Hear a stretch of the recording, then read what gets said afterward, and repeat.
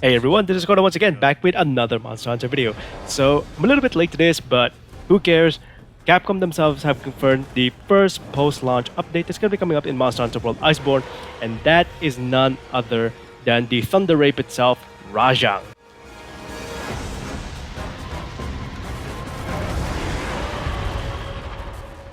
Now, Rajang itself is a monster that dates all the way back to Monster Hunter 2, so this is a monster that a lot of veterans will recognize, especially for those of us who played the PSP days. This is a monster that has put a lot of pain in many veterans, and for that to be coming up in the Monster Hunter World Iceborne, this means that not only veteran players will re-experience the same pain that they had back then, new players will finally understand why it is that we are very excited, very hyped up, as well as very aggressive against the Rajang itself. Why is it that we want to fight it? Why is it that we want it in Monster Hunter World Iceborne? You will finally understand the whole hype behind one of the very first Fang Beasts to ever be announced in Monster Hunter World Iceborne. Now, the main thing about the Rajang itself is it's a Fang Beast, meaning that it's a mammal-based monster in comparison to the Fanged Wyverns, which are more like lizard monsters in a sense. And the main thing about the Rajang is the way it fights, the way it moves, it's almost akin to that of a gorilla. It's basically a gigantic gorilla with two horns on it that can turn from 0 to over 9,000 in a matter of seconds. And that's not a joke. This monster is literally a Dragon Ball reference for Monster Hunter and Monster Hunter World Iceborne once it comes up in October.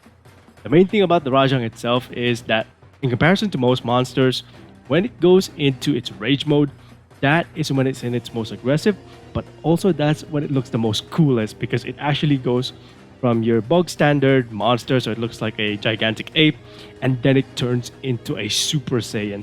And it shows that this power level from 0 to 9,000 would just be so high that a lot of players will get caught off guard because it's super aggressive, it's really powerful, and it will go out of its way to demolish you, much like the Yin Garuga. So in my previous video, I talked about how the Yin Garuga is possibly the most aggressive chicken. Think about it this way: if this is the most aggressive chicken, which is the Yin Garuga, the Rajang itself is possibly the angriest monkey you will fight in Monster Hunter World Iceborne.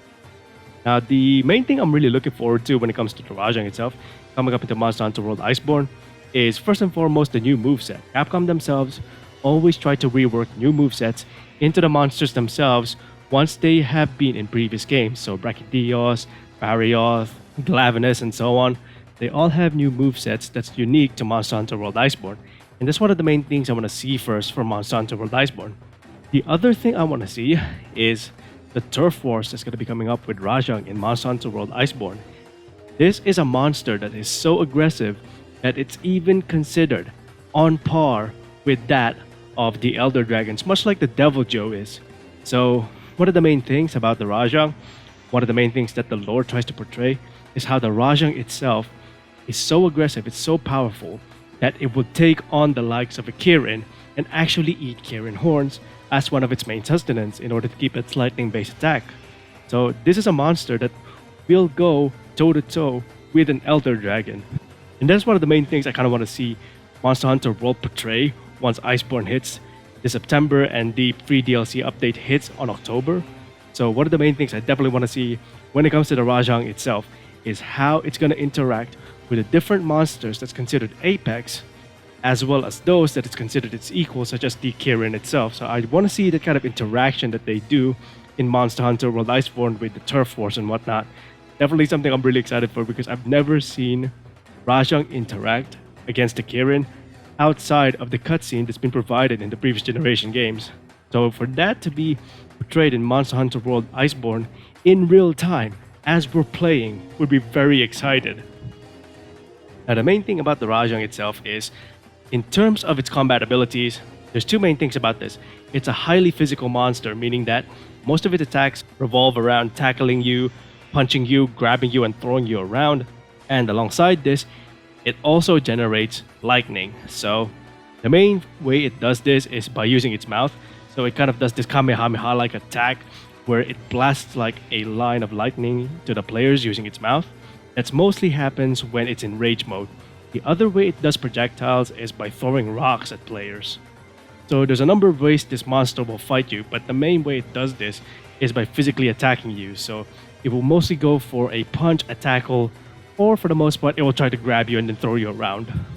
The other main thing that I want to see about the Rajang once it comes to Monster Hunter World Iceborne is how they portray the Rajang's behavior. So in previous games, it's considered a highly aggressive monster.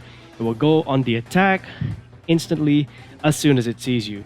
I kind of want to see if that's going to be the same case in Monster Hunter World and Iceborne, because as we all know, certain monsters in Iceborne, once you see them and once they see you, they don't attack you straight away. They actually give you a little bit of time to interact with them. Some monsters won't even acknowledge you being there, such as the Elder Dragons. You can sit with them. I want to see if the Rajang will get angry as soon as you see it and it sees you. And there's just a lot of things about the Rajang that makes me really excited, because this is a monster that's all the way back and I've had a lot of history with it. Now, the other thing about the Rajang as well is that if the original Rajang is in game right now and Capcom themselves are bringing certain subspecies into Monster Hunter World Iceborne, I kind of want to see if the Rajang itself will get a form of subspecies. Now, this is going to be very interesting because in the previous games, there's a variant, or I believe it's a variant of the Rajang itself, which is the Furious Rajang. The Furious Rajang is basically just a Rajang itself that's constantly in Super Saiyan mode. So I kind of want to see how Capcom will take that into Monster Hunter World Iceborne if it ever happens. Now, there's not really much else for me to say in terms of this monster at this point on, just because of the sheer fact that this is a monster that if you really want to experience it for yourself, how much pain, excitement, and trouble you go through, as well as how much planning you go through, how much time it takes to really get used to its attack patterns and whatnot, this is a monster that you really need to fight in order for you to experience it for yourself. This is a monster that brings a lot on the table against the players, and it's going to bring a little bit more because of how Iceborne is pretty much made so that all monsters and veteran monsters feel new, whether you're a veteran player or a new player. So I kind of want to see all of that in Monster Hunter World Iceborne. And of course, for the most part, if you're a new player or a veteran player, it's best to experience these monsters in Monster Hunter World Iceborne by playing it against it yourself. So definitely something to look forward to once this post DLC launches in October this year. Now that's pretty much it for me today. I hope you enjoyed this video. Thanks very much for watching. I'll see you next time.